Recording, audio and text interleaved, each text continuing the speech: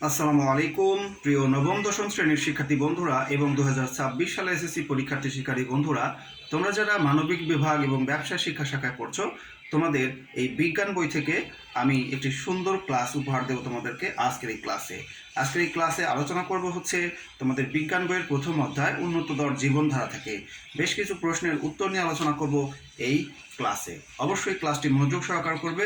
চলে আছি আমি মূল পড়ায়। শিক্ষার্থী বন্ধুরা, ক্লাসের শুরুতেই তোমাদেরকে কয়েকটা গুরুত্বপূর্ণ এমসিকিউ বা সৃজনশীল ক প্রশ্ন উত্তর জানাই দেই। যদি কখনো প্রশ্ন আসে যে গাজরে কোন ভিটামিন থাকে, তাহলে লিখে দিবে ভিটামিন এ। ওকে, আর টক জাতীয় যত ফল রয়েছে সেখানে কিন্তু ভিটামিন সি থাকে। এটা জাস্ট একটা ছোট্ট তোমাদেরকে জানাই দিলাম। শিক্ষার্থী বন্ধুরা, যদি প্রশ্ন আসে খাদ্য কাকে বলে, তাহলে কি লিখবে? খাদ্য বলতে সেই সব আহার্য বস্তুকে বোঝায় যেগুলো খেলে জীবদেহের বৃদ্ধি, শক্তি উৎপাদন, রোগ প্রতিরোধ ক্ষমতা এবং ক্ষয়পূরণ হয়। ওকে, এখন আমরা শিখবো পুষ্টির ইংরেজি কি। পুষ্টির ইংরেজি হচ্ছে নিউট্রিশন। আবারও বলছি, পুষ্টির ইংরেজি হলো নিউট্রিশন। এখন তোমাদের শেখাবো পুষ্টি কাকে বলে। শিক্ষার্থী বন্ধুরা, যদি পুষ্টির সংজ্ঞা চায় তাহলে তোমরা লিখবে যে শারীরবৃত্তীয় প্রক্রিয়ায় জীব খাদ্যবস্তু গ্রহণ, পরিপাক, পরিশোধন ও আত্তীকরণের মাধ্যমে দেহের বৃদ্ধি, শক্তি উৎপাদন এবং ক্ষয়পূরণ করে তাকে পুষ্টি বলে।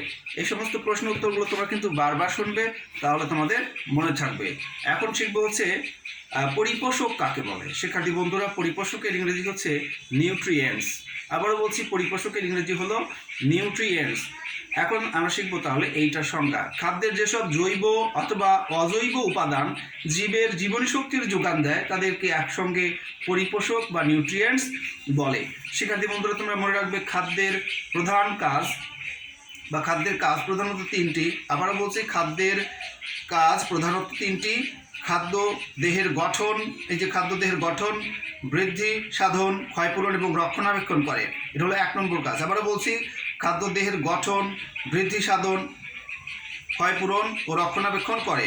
2 নম্বর কাজ হচ্ছে খাদ্য দেহে তাপশক্তি উৎপাদন করে, কর্মশক্তি প্রদান করে। 3 নম্বর হচ্ছে খাদ্য রোগ প্রতিরোধ করে, দেহকে সুস্থ সবল এবং কর্মক্ষম রাখে। এখন আমরা শিখব খাদ্যের উপাদান। শিক্ষার্থী বন্ধুরা, তোমরা মনে রাখবে খাদ্যের উপাদান হচ্ছে 6টি। খাদ্যের উপাদান কয়টি? 6টি। সেগুলো সুন্দর করে বোঝা দিই। সেগুলো হচ্ছে শর্করা, আমিষ, স্নেহ, ভিটামিন, খনিজ লবণ এবং পানি। এগুলোর মধ্যে শর্করা, আমিষ ও স্নেহ পদার্থ দেহ পরিপোষক খাদ্য। আর খাদ্যের স্নেহ এবং শর্করাকে বলা হয় শক্তি উৎপাদক খাদ্য। আমিষযুক্ত খাদ্যকে বলা হয় দেহ গঠনের খাদ্য। আমিষযুক্ত খাদ্যকে কি বলা হয়? দেহ গঠনের খাদ্য। ভিটামিন, খনিজ লবণ এবং পানি দেহ সংরক্ষক খাদ্য। যাই হোক, তাহলে আমরা শিখে গেলাম খাদ্যের উপাদান হলো 6টি। খাদ্যের উপাদান 6টি। তোমরা মনে রাখবে খাদ্যের কিন্তু মুখ্য উপাদান হলো 3টা: শর্করা, আমিষ এবং স্নেহ। আর সহায়ক উপাদান 3টা: ভিটামিন, খনিজ লবণ, পানি। যাই হোক, এরপরে আমরা এখন পরের পৃষ্ঠায় চলে যাচ্ছি। শর্করা হচ্ছে মানুষের প্রধান খাদ্য। তোমরা মনে রাখবে শর্করা কি? মানুষের প্রধান খাদ্য। শর্করা কি নিয়ে তৈরি হয়? কার্বন, হাইড্রোজেন এবং অক্সিজেন নিয়ে শর্করা তৈরি হয়। শর্করা কেমন? শর্করা হচ্ছে বর্ণহীন, গন্ধহীন এবং অল্প মিষ্টি স্বাদযুক্ত। শর্করা আমাদের শরীরে কর্মক্ষমতা বৃদ্ধি করে এবং তাপশক্তি উৎপাদন করে।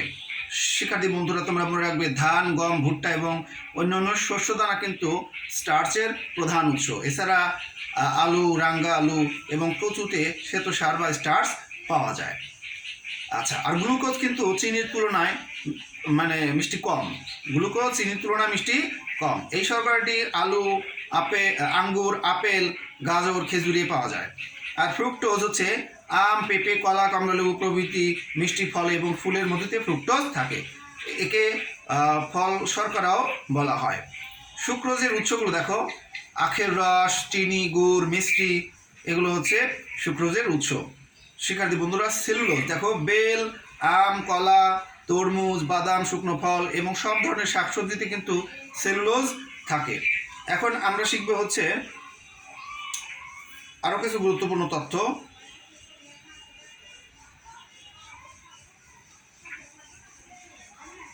আচ্ছা, এখন দেখো আমি পেয়ে গেছি, এগুলো তথ্য পেয়ে গেছি।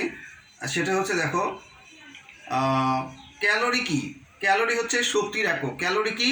শক্তির একক। 1 গ্রাম খাদ্য জারণের ফলে যে পরিমাণ তাপশক্তি উৎপন্ন হয় তাকে খাদ্যের ক্যালোরি বলে। এখন দেখো তোমরা এই যে বুদবুদের মতো বা বাবলের মতো একটা যে আছে চিহ্ন আছে, এটা কিন্তু হচ্ছে ডিগ্রি চিহ্ন। 1 গ্রাম পানির তাপমাত্রা 1 ডিগ্রি সেলসিয়াস বৃদ্ধি করার জন্য যে শক্তির প্রয়োজন হয় সে পরিমাণ তাপশক্তি হচ্ছে 1 ক্যালোরি। খাদ্যের ক্যালোরিকে কিলো ক্যালোরি দিয়ে বোঝানো হয়। এখন তোমরা মনে রাখবে একজন পূর্ণবয়স্ক পুরুষ মানুষের দৈনিক 2500 কিলো ক্যালোরি মানে খাবার খাওয়া প্রয়োজন। অপরদিকে একজন নারীর 2000 কিলো ক্যালোরি খাবার খাওয়া প্রয়োজন। এখন তোমরা মনে রাখবে এই যে আমিষ, কার্বন, হাইড্রোজেন, অক্সিজেন এবং নাইট্রোজেন, এই চারটে নিয়ে কিন্তু এই চারটি মৌলের সমন্বয়ে আমিষ তৈরি হয়। বুঝছো? এ পর্যন্ত 20 ধরনের অ্যামাইনো অ্যাসিডের সন্ধান পাওয়া গেছে এবং এই অ্যামাইনো অ্যাসিড হচ্ছে আমিষ গঠনের একক। আমিষ গঠনের একক কি? Amino acid. আচ্ছা, উৎস দিক দিয়ে বিবেচনা করে আমিষ হলো 2 প্রকার, একটা হলো প্রাণীজ আমিষ আর একটা হলো উদ্ভিজ্জ আমিষ।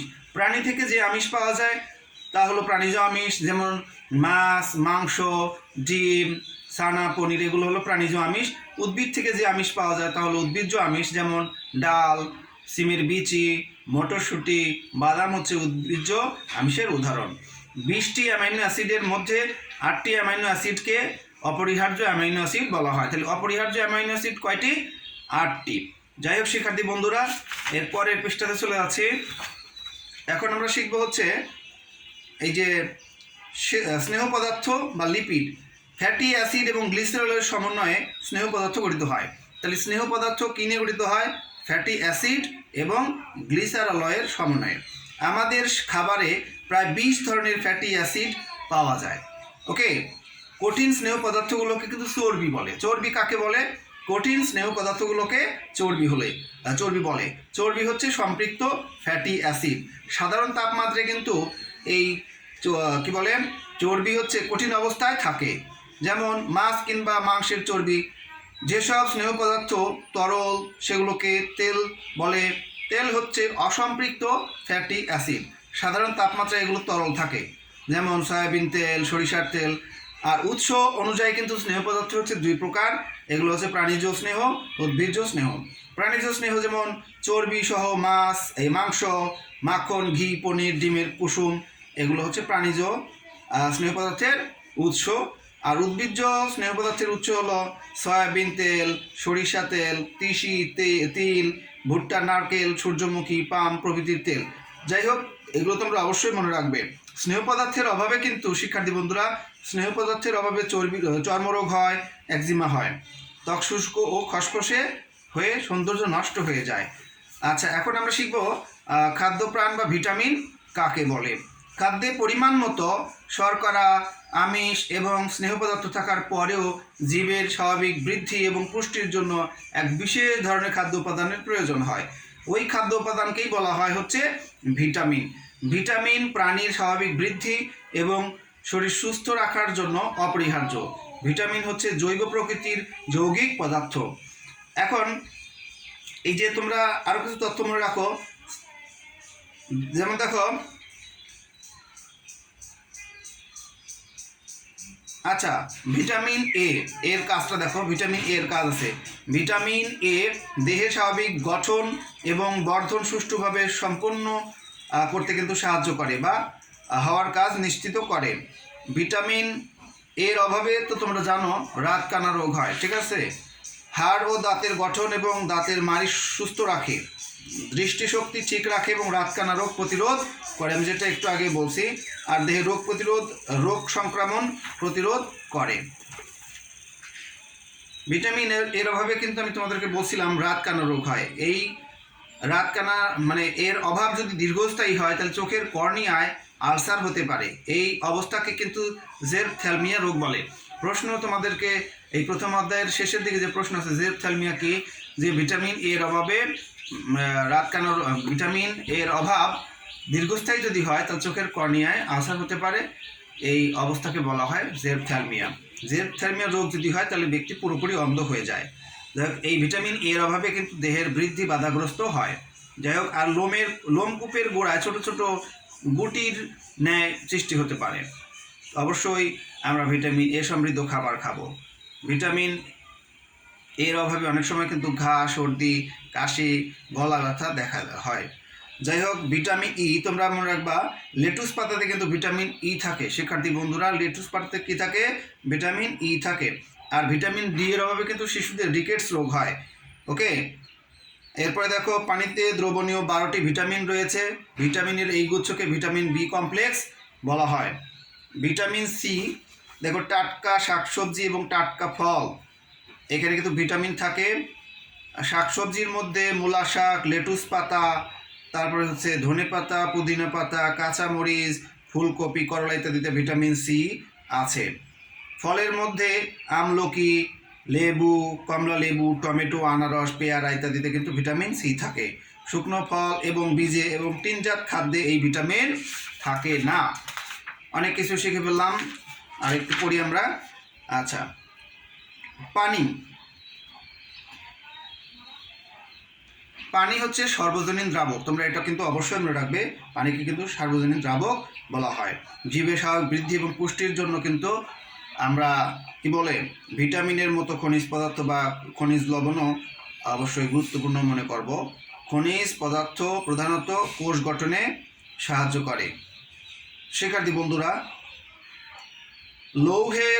লৌহ রক্তের একটি প্রধান উপাদান। লৌহ রক্তের একটি প্রধান উপাদান। প্রতি 100 মিলিলিটার লৌহের পরিমাণ প্রায় 50 mg, অর্থাৎ 50 মিলিগ্রাম।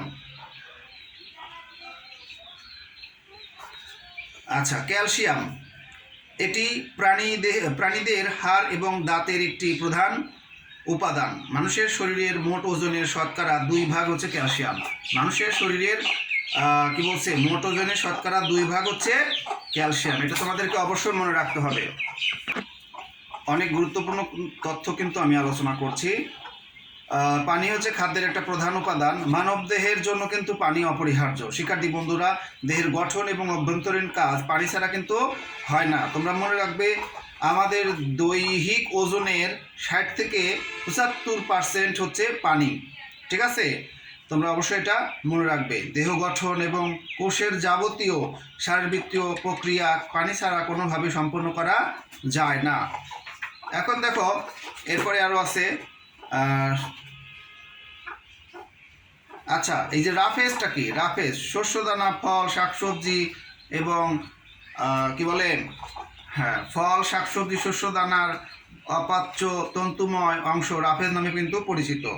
তাহলে রাফেজ সম্পর্কে আমরা জেনে গেলাম। রাফেজ কিন্তু কি করে? এই যে কোষ্ঠকাঠিন্য দূর করে, হৃদরোগ দূর করে, আর হচ্ছে ডায়াবেটিস প্রতিরোধে সাহায্য করে। রাফেজ পরিপাকে সহায়তা করে। রাফেজ পানি শোষণ করে এবং মলের পরিমাণ বৃদ্ধি করে। শরীর থেকে অপাচ্য খাদ্য নিষ্কাশনে সাহায্য করে। এটি শরীরের অতিরিক্ত চর্বি কমাতে সাহায্য করে, বারবার ক্ষুধার প্রবণতা কমাতে সাহায্য করে। যাই হোক, রাফেজযুক্ত খাদ্য গ্রহণ করলে পিত্তথলির রোগ, খাদ্যনালী ও মলাশয়ের ক্যান্সার, অশ্ব, অ্যাপেন্ডিক্স, হৃদরোগ এবং স্থূলতা অনেকাংশে কমে যায়। যাই হোক, এই কারণে প্রতিদিন 20 থেকে 30 গ্রাম আঁশযুক্ত খাবার বা খাদ্য খাওয়া প্রয়োজন। শাকসবজি ও ফল থেকে এই পরিমাণ আঁশ পাওয়া সম্ভব। তোমরা অবশ্যই বডি মাস ইন্ডেক্স নাম শুনেছ, বিএমআই যেটাকে বলে। বিএমআই পূর্ণ হচ্ছে বডি মাস ইন্ডেক্স। মানব দেহের বৃদ্ধি কিন্তু 20 থেকে 24 বছর পর্যন্ত এর মধ্যেই ঘটে থাকে। ওকে, তোমাদের যদি প্রশ্ন আসে বিএমআই বা এই যে ভরসূচি কি, তোমরা লিখবে দেহের উচ্চতার সাথে ওজনের সামঞ্জস্য রক্ষা করার সূচককে বিএমআই বা ভরসূচি বলে। এই যে দেহের উচ্চতা আছে না, দেহের উচ্চতার সাথে ওজনের সামঞ্জস্য রক্ষা করার সূচকই হলো ভরসূচি। আচ্ছা,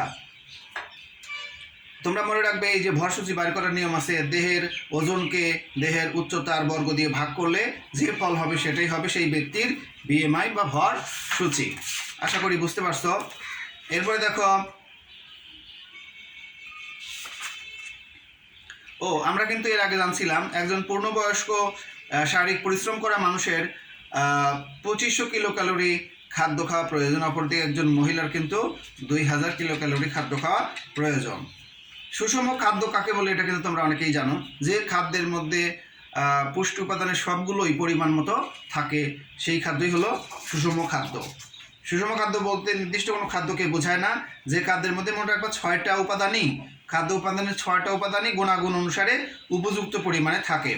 একজন কর্মশীল পুরুষের দৈনিক প্রতিদিন 2500 কিলো ক্যালোরি শক্তির প্রয়োজন, অপরদিকে নারীর প্রয়োজন 2000। আমরা এটা কিন্তু একটু আগে জানছি, বেশ কয়েকবার কিন্তু এই আলোচনাটা আসছে। আচ্ছা, এখন দেখো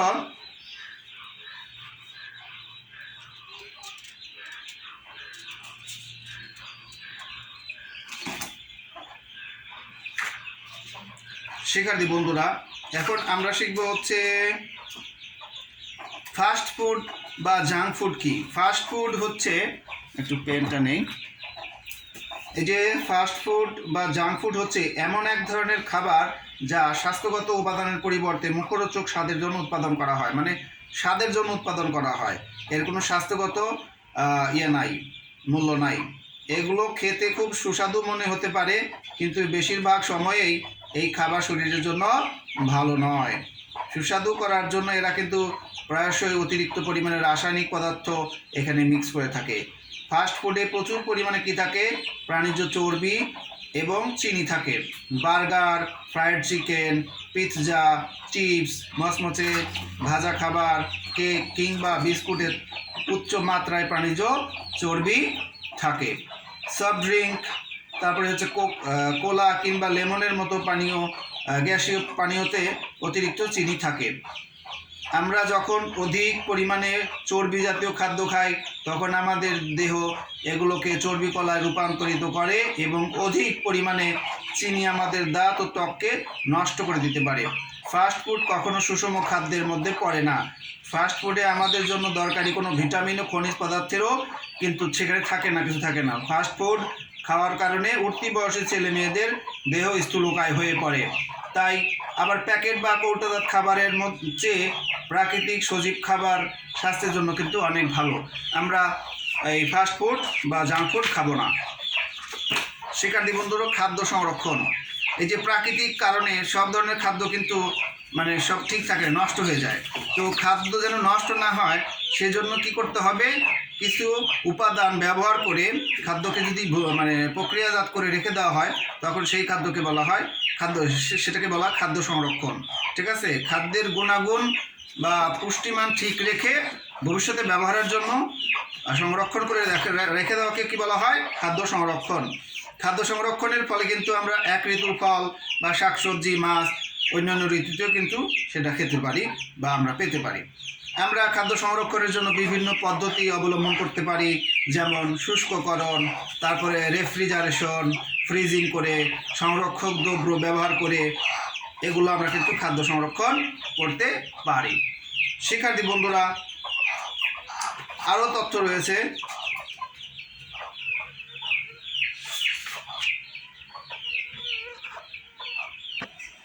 প্রিয় শিক্ষার্থীরা, এখন আমরা শিখব হচ্ছে এই যে বিভিন্ন ধরনের ফল, যেমন টমেটো, কলা, পেঁপে, এগুলোকে কিন্তু পাকানো হয়, বিভিন্ন রকমের ঔষধ ব্যবহার করে পাকানো হয়। এর মধ্যে রয়েছে রাইপেন, RIPEN, রাইপেন এবং ইথিলেন। এই দুটা পদার্থ ব্যবহার করে কি করা হয়? রাসায়নিক পদার্থ ব্যবহার করা হচ্ছে এই ফল পাকানোর জন্য। অবশ্যই এই ধরনের ফল আমরা কিন্তু খাবো না। যাই হোক, এরা ফলকে পাকানোর জন্য ব্যবহার করে এবং সেই ফলকে কিন্তু 7 থেকে 8 দিন পর্যন্ত বাজারজাত করে, কিন্তু তা না করা হলে অনেক সময় 2-3 দিনের মধ্যে বাজারজাত করা হয়। আচ্ছা, যাই হোক শিক্ষার্থী বন্ধুরা, এখানে একটু উল্টাপাল্টা হয়ে যাচ্ছে। তোমরা মনে রাখবে যে ফলকে পাকানোর জন্য রাইপেন এবং ইথিলেন ব্যবহার করা হয়। আমরা এই যে ফরমালিনের নাম শুনেছি নিশ্চয়ই। বর্তমানে দুধ, ফল, মাছ, এমনকি মাংসকে পচা থেকে রক্ষা করার জন্য যথেষ্ট ফরমালিন নামক বিষাক্ত এক রাসায়নিক পদার্থ ব্যবহার করা হচ্ছে। খাদ্যদ্রব্য সংরক্ষণের জন্য এর ব্যবহার কিন্তু নিষিদ্ধ। তোমরা আরও কিছু তথ্য জেনে নাও, যেমন তামাক গাছের পাতা এবং ডাল শুকিয়ে কিন্তু তামাক তৈরি করা হয়। তামাক কিন্তু শরীরের জন্য ভালো নয়।